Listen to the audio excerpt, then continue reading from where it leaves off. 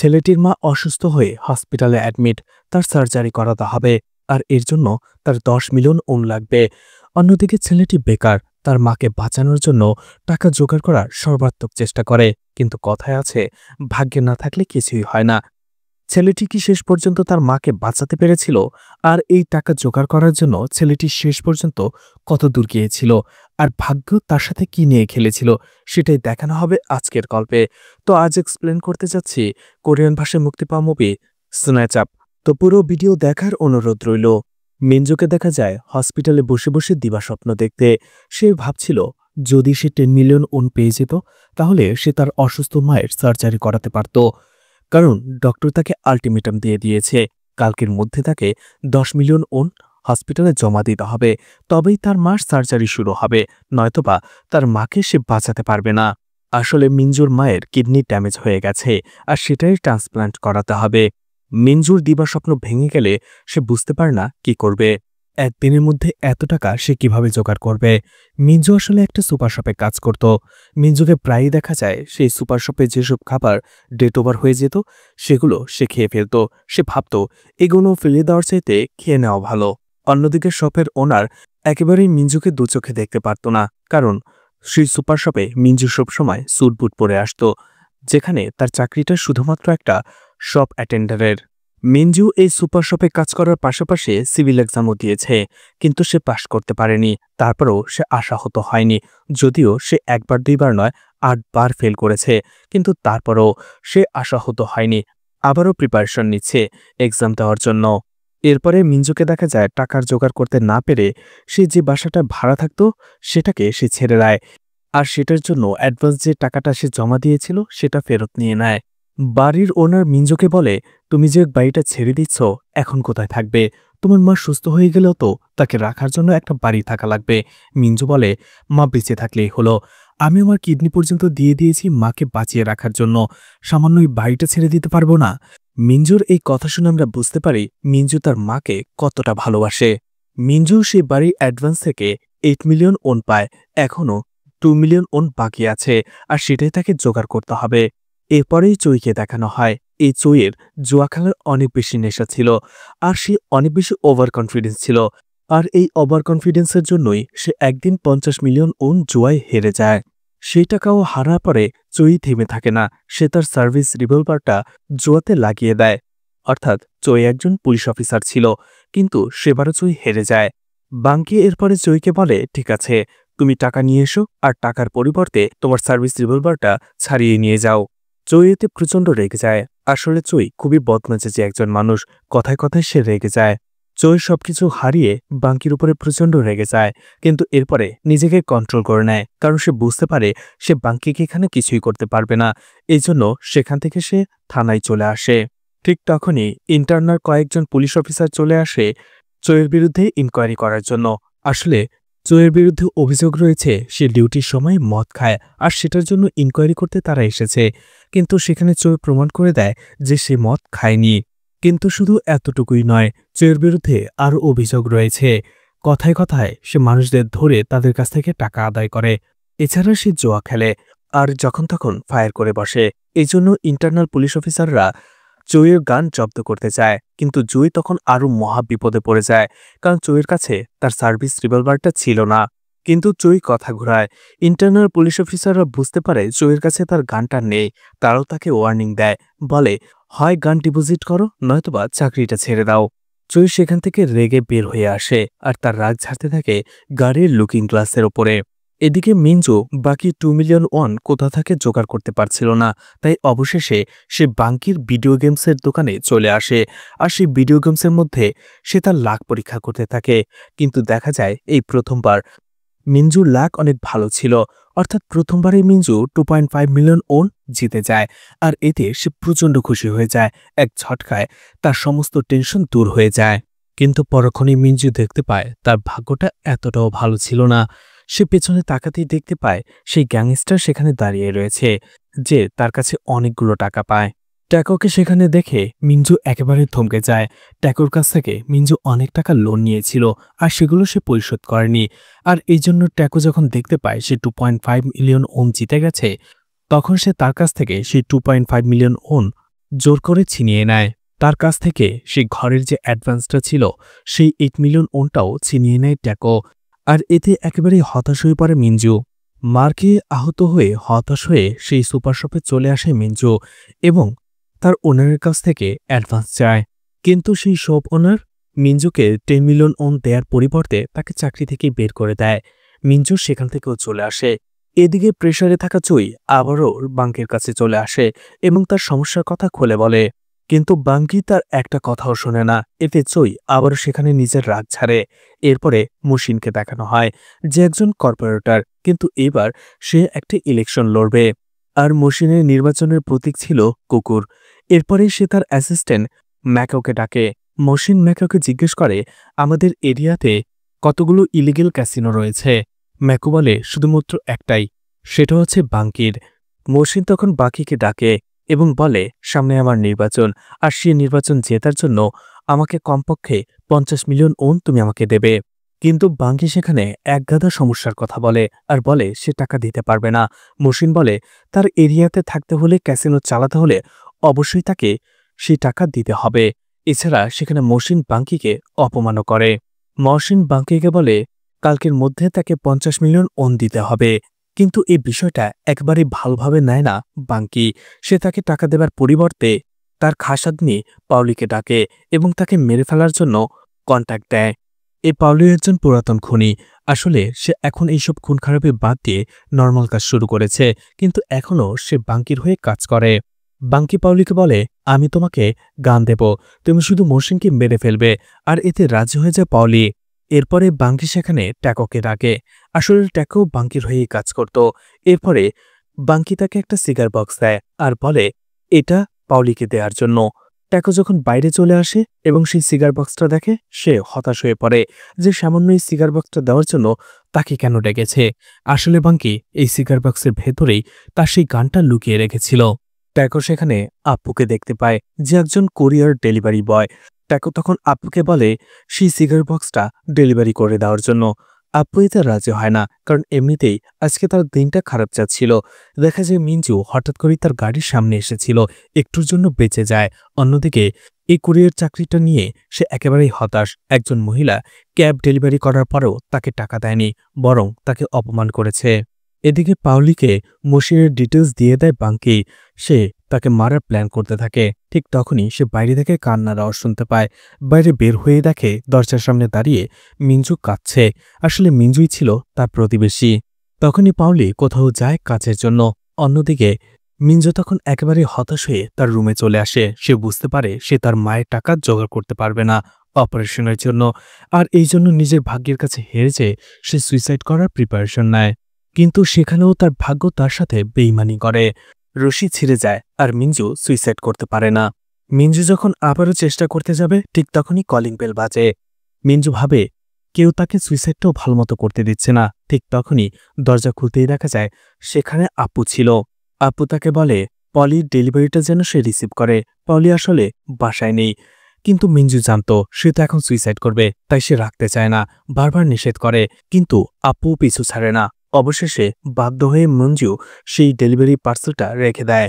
Minzu কৌতূহলবশত সেই পার্সেলটা খুলে দেখে এবং সেখানের ভেতরে সেই লুকানো গানটা সে দেখে ফেলে। সে ভাবে ফাঁসিতে ঝুলে মরা চাইতে গুলি খেয়ে মরা ভালো। যাক, এটা একটা ভালো কাজ হয়েছে। এদিকে পাওলি বাসায় ফিরে এসে খুন করার জন্য প্রিপারেশন নিতে থাকে। এরপরে ওয়ার্ম আপ করার জন্য সে একটা ভিডিও দেখতে থাকে আর সেই অনুযায়ী প্র্যাকটিস করতে থাকে। সেখানেও গানটা তার মাথায় রাখে। এদিকে মিনজু সেই গানটা তার মাথায় রেখে ফায়ার করে। দুটো ফায়ারের শব্দ একসাথে হওয়াতে পাওলি ভয় পেয়ে যায়। সে ভাবতে থাকে এরকম 3D এফেক্টের মতো শব্দ সে কোথা থেকে শুনল। এদিকে মিনজুর ভাগ্য এবারও তার সাথে ছিল না, কারণ তার হাত ফসকে নিশানাটা অন্যদিকে চলে যায়, যার ফলে গুলিটা তার শরীরে লাগে না। অন্যদিকে ফায়ারিংয়ে এই শব্দ শুনে মিনজু ভয় পেয়ে যায়। দ্বিতীয়বার সুইসাইড করার পরিকল্পনাটা বাদ দিয়ে দেয়।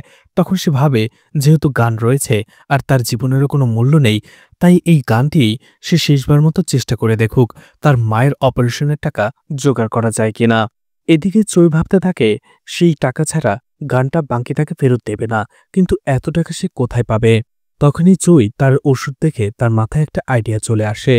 পুলিশের স্টোররুম থেকে সে কিছু কোকেন চুরি করে নেয় এরপরেই একটা বন্দুকের দোকানে আসে এবং পুলিশের গানের মতো একটা নকল গান কিনে নেয়, যেটা দেখতে একেবারে আসলের মতোই।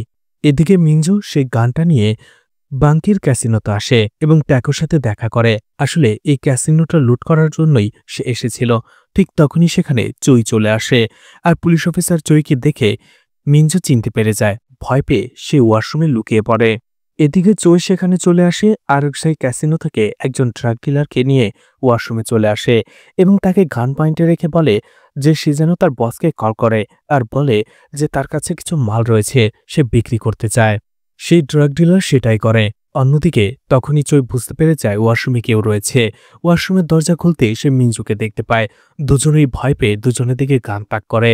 অবশেষে চই মিঞ্জুকে ছোটমোটো গুন্ডা ভেবে তাকে সেখানেই রেখে চলে আসে। এদিকে হাফছাড়া বাচ্চা মিঞ্জু ফ্ল্যাশ ট্যাঙ্কের রশি টানে। ঠিক তখনই সেখানে একটা গোপন দরজা সে দেখতে পায়, আর এই দরজাটা চলে গিয়েছিল বাঙ্কির স্টোর রুমে, যেখানে সে সব টাকাগুলো গোপনে লুকিয়ে রেখেছিল। এদিকে বাঙ্কি তখনই তার সিন্দুকের ভেতরে 50 মিলিয়ন ওন রাখছিল। ঠিক তখনই মিঞ্জু মুখের ভেতরে রুমাল বেঁধে বাঙ্কিকে গান পয়েন্ট করে এবং তার কাছ থেকে টাকা ছিনিয়ে নেয়। মিঞ্জুও টাকার ব্যাগটা নিয়ে সেখান থেকে চলে আসে। এরপরেই দেখা যায় মুশিনের লোক ম্যাকও সেখানে চলে আসে সেই 15 মিলিয়ন ওন নেওয়ার জন্য। কিন্তু বাঙ্কি বলে তার কাছে টাকা নেই, কেউ তাকে লুটপাট করে নিয়ে গেছে। ম্যাকও এটা বিশ্বাস করে না আর তাকে হুমকি দেয় কালকে সকালের মধ্যে টাকা দিতে না পারলে সে তাকে মেরে ফেলবে। এদিকে বাঙ্কি যখন ট্যাকোকে জিজ্ঞেস করে সেই সিগার প্যাকেটটা সে কি দিয়ে এসেছে কিনা, ট্যাকো বলে সেটা সে একটা ডেলিভারি বয়ের কাছে পাঠিয়ে দিয়েছে।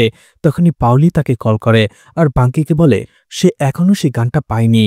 বাঙ্কি তখন প্রচণ্ড রেগে যায় আর ট্যাকোকে মারধর করে আর বলে সে যেন এখন নিজে যেয়ে সেই সিগার বক্সটা সে কুরিয়ার সার্ভিস বয়ের থেকে নিয়ে নেয় আর পাউলিকে দেয়। এরপরেই ট্যাকো আপ্পুকে খোঁজার জন্য সেই অফিসে চলে আসে, কুরিয়ার অফিসে। আর সেখান থেকে সে জানতে পারে আপ্পু হতাশ হয়ে এই চাকরিটা আজকেই ছেড়ে দিয়েছে। এদিকে টাকা ভর্তি ব্যাগটা নিয়ে মিঞ্জু চলে আসে তার বাসায়। সে 10 মিলিয়ন ওন চেয়েছিল আর সেখানে সে 50 মিলিয়ন ওন পেয়ে গেল, আর একেই বলে ভাগ্য। এদিকে পাউলি চাকু নিয়ে মুশিনকে মারার জন্য যায়, কিন্তু সিঁড়িতে নামতেই সে সিগারের গন্ধ পায়। সে বুঝতে পারে এখানে সেই সিগারের বক্সটা এসেছিল, তার মানে কোরিয়ার বয় নিশ্চয়ই তাকে না পেয়ে তার প্রতিবেশী মিঞ্জুকে সেটা ডেলিভারি করে গেছে। আর এই জন্য সে মিঞ্জুর ঘরে ঢোকার চেষ্টা করে। এদিকে মিঞ্জু হসপিটালে টাকা জমা দেওয়ার জন্য তার মেইন ডোরের দিকে যাচ্ছিল। ঠিক তখনই সে দেখতে পায় ডোর হোল দিয়ে যে পৌলি তার দরজা খোলার চেষ্টা করছে। আর মিঞ্জু পলির মুখে চাকু দেখে ভয় পেয়ে যায়। টাকার ব্যাগটা তার ঘরেই লুকিয়ে ফেলে এবং সে জানলা দিয়ে লুকিয়ে পড়ে। এদিকে পলি দরজা খুলে ভেতরে চলে আসে। পাওলি সেই সিগার বক্সটা খুঁজতে খুঁজতে একটা সময় হঠাৎ করেই সেই টাকার ব্যাগটা খুঁজে পেয়ে যায়। অন্যদিকে জানলা দিয়ে মিঞ্জু এসব দেখছিল। ভাগ্যের জোরে পাওয়া টাকাটা মিঞ্জু এভাবে হারাতে চাইছিল না। এই জন্য সে কি করবে বুঝতে না পেরে তার কাছে থাকা একটা কয়েন ছুঁড়ে মারে ঘরের অন্যদিকে।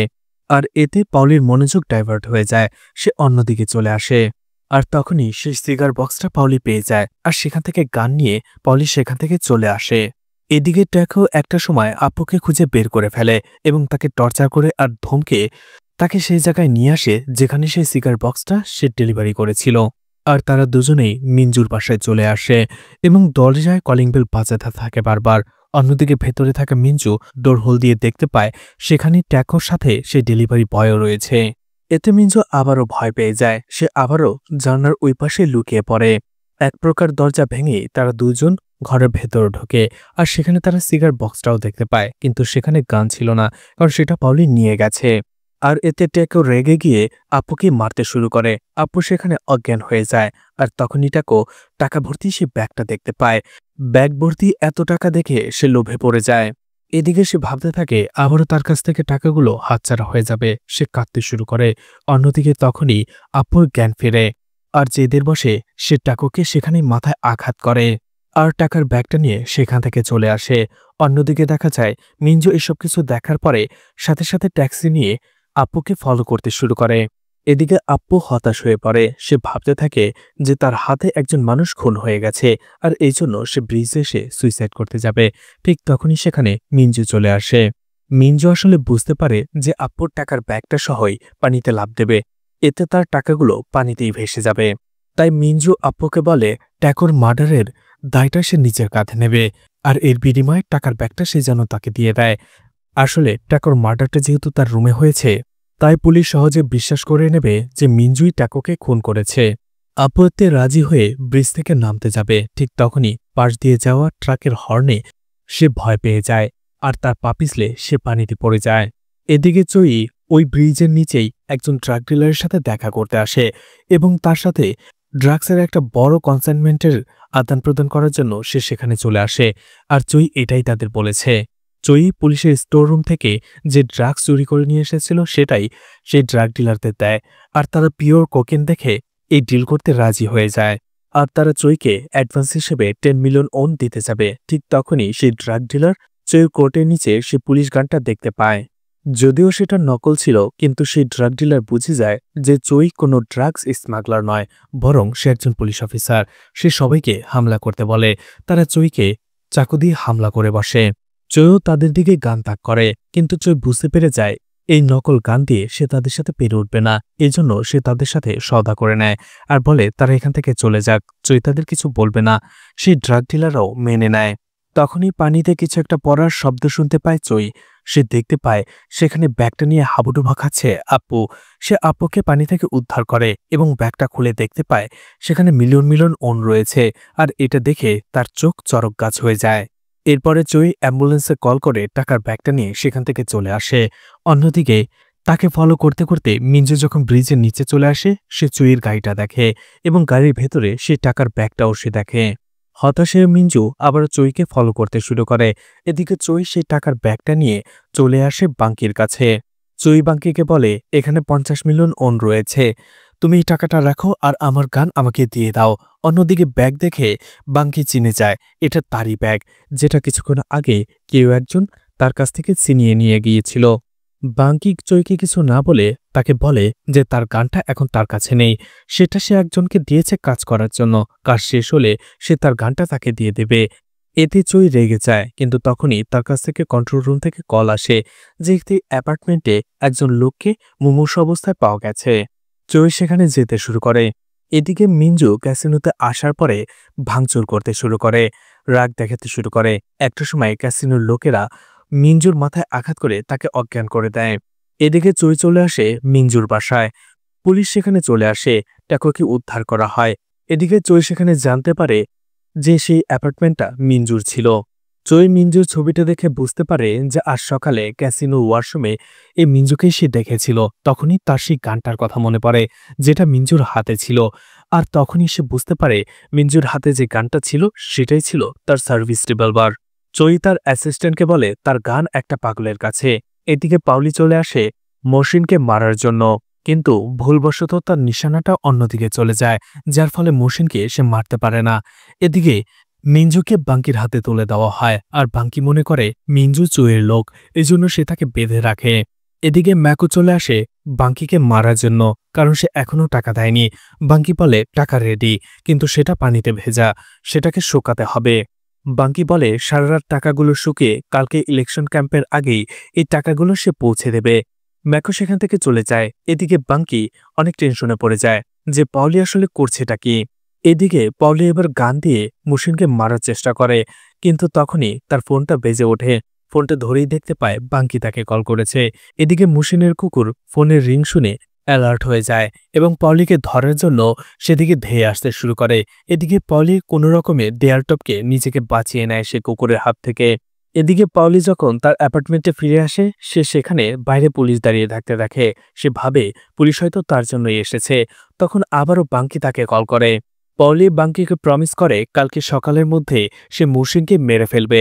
সে সেখান থেকে চলে যাবে। ঠিক ওই সময়টাতে চই তাকে দেখে ফেলে এবং সে তাকে থামায়, আর এতে পাউলি ভয় পেয়ে তার দিকে গান তাক করে বসে।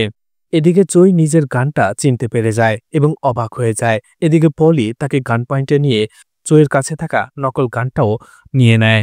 এদিকে পাউলি সেখানে দুটো গান নিয়েই পালিয়ে যায়, আর চই রেগেমেগে চলে আসে বাঙ্কির কাছে আর তাকে মারধর করতে থাকে যে আমার গান তুমি কয়জনের কাছে বিক্রি করেছ। চই বাঙ্কিকে ধমকাতে থাকে আর বলে পলিকে কল করে তার গানটা নিয়ে আসতে বলে।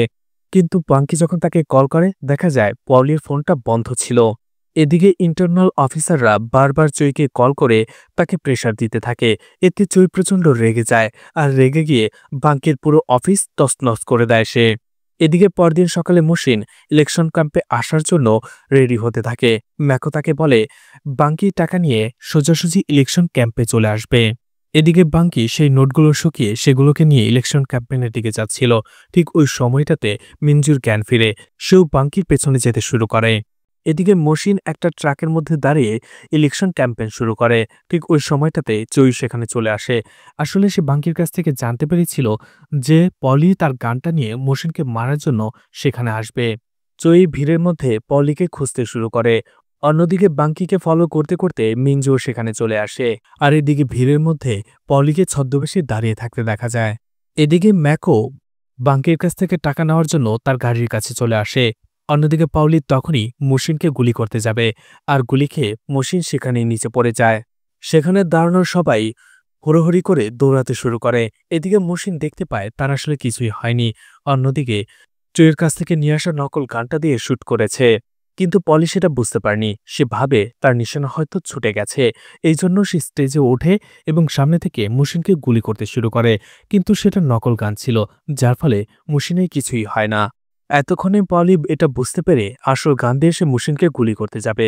তখনই চুই সেখানে চলে আসে এবং তাকে বাধা দিয়ে দেয়। এদিকে এই ফাঁকে মিঞ্জু সেই গাড়ি থেকে টাকা ভর্তি ব্যাগটা নিয়ে পালাতে শুরু করে, কিন্তু বাঙ্কি তাকে দেখে ফেলে। চুই এটা শোনার পরে সে ইলেকশন ট্র্যাকটা নিয়েই মিঞ্জুর পিছু করতে শুরু করে। এদিকে সেই ট্র্যাকের ভেতরে বাঙ্কি এবং পলিও ছিল। পলি বলে যদি খুন করারই হতো তাহলে নকল গান কেন পাঠিয়েছেন।